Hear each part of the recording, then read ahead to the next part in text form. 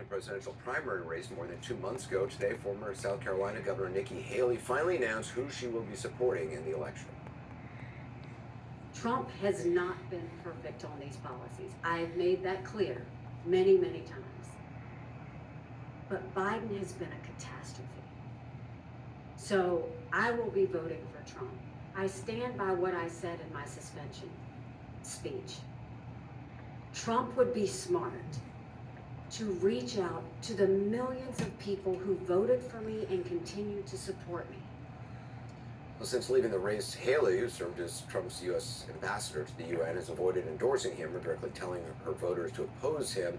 She didn't hold back and went after him during the primary campaign. He is unhinged. He is more diminished than he was. The reason that America keeps losing is because of Donald Trump. The most harm he's ever possibly had is getting hit by a golf ball when he's sitting in a golf cart. Chaos follows him. And we can't have a country in disarray and America needs a captain who will steady the ship, not capsize it. That's the chaos that comes with Donald Trump.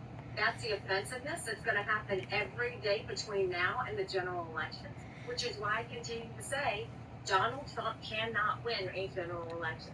He won't. With me now, CNN senior data reporter Harry Ensign and CNN senior political commentator, former Republican Congressman Adam Kinzinger. Congressman Kinzinger, I saw you tweeted, after Haley announced she's going to vote for Trump, you said not surprising, but pathetic.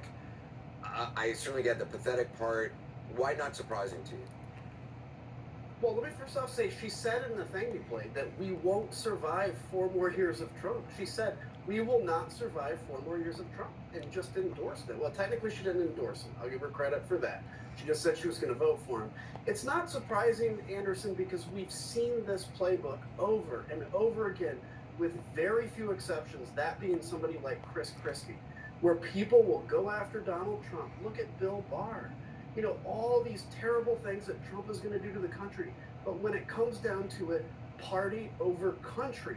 And so that's why I'm not surprised about Nikki Haley. It's disappointing. She said in another one of those sound bites that Trump needs to reach out to her voters. I'll also say Biden needs to reach out to her voters. I don't know what the Biden administration or the Biden campaign has been doing, but they're not reaching out to those voters.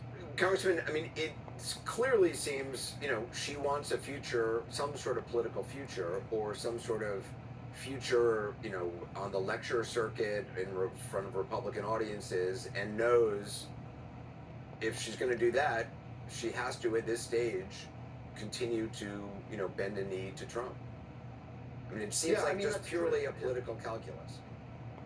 It is, and that's 100% true. If she wants a future in the GOP on this trajectory, I happen to believe the GOP will be fixed someday, but she will have to.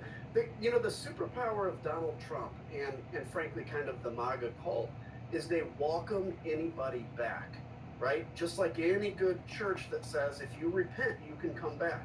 She will be welcomed back, even if there's some tweets against her for now, and that's the superpower of Donald Trump.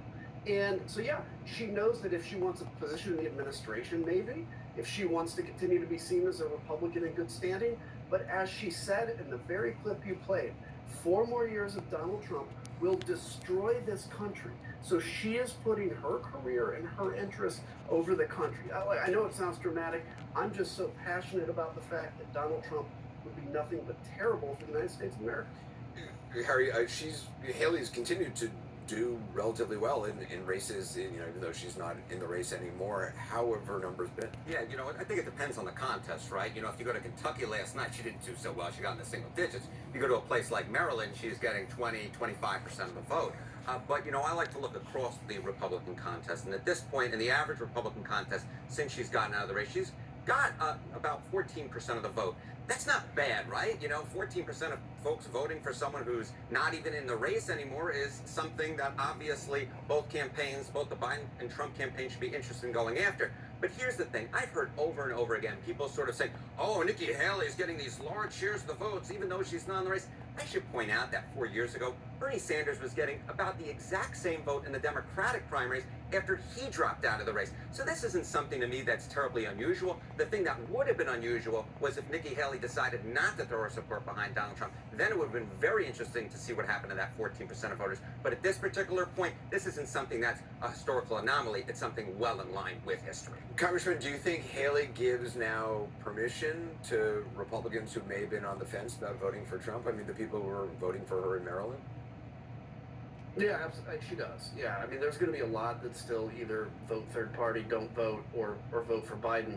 But she does, because if you think of it, if you're a Republican and you hold strong to your values like I do, but you're sitting around saying, "Gosh, I just can't bring myself to vote for Biden, but maybe I will because Trump's so bad." I really respect Nikki Haley when she comes out and says, "I'm going to vote for Donald Trump." Despite everything she has said on the campaign trail, it does give you permission to say, "Oh, good." And I got to tell you, Anderson, that would be a relief. Like if all of a sudden I could say, for instance, I'm on the Trump train now, I'm a good Republican again, it would be a personal relief because it takes that pressure off. So I think she gives a lot of people license to go for Donald Trump. This is, again, the Biden campaign has got to be doing a lot more to go after these kinds of folks. There are so many Republicans that are ready to endorse Biden that haven't heard a thing from the campaign, and it's political malpractice, honestly. Adam Kinzer, thank you. Harry Anton as well. Coming up.